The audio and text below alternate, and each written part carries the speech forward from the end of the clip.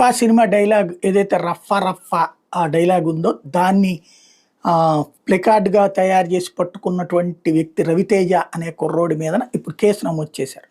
ఇక్కడే విచిత్రం ఏంటంటే అతను వైసీపీ కాదు తెలుగుదేశం అని వైసీపీ ఆధారాలు చూపించింది, ఈవెన్ తెలుగుదేశం కూడా అంగీకరించింది. కాకపోతే వాళ్ళ కుటుంబం ఇదివరకు కాంగ్రెస్లో ఉండేవాళ్ళు మొన్న మధ్యన తెలుగుదేశంలోకి వచ్చారు. కానీ అబ్బాయి మైండ్లో మాత్రం వైసీపీలో ఉంది. కానీ ఇన్సూరెన్స్ కోసం తెలుగుదేశం కార్డు తీసుకున్నాడు, ఇట్లాంటివి చెప్పుకొచ్చారు. అసలు నువ్వు దేనికోసం తీసుకున్నారో అతను మధ్యలోకి వెళ్ళి నువ్వేం చూడలేదు కదా, బట్ కార్డు అయితే ఉంది కదా. సరే, అతను అరెస్ట్ చేసినప్పుడు టీడీపీ కార్యకర్త తనబాక అదేదో అసాంఘిక శక్తి అని, కానీ వైఎస్ఆర్ కాంగ్రెస్ పార్టీ కార్యకర్త అని రాశారనమాట వార్త.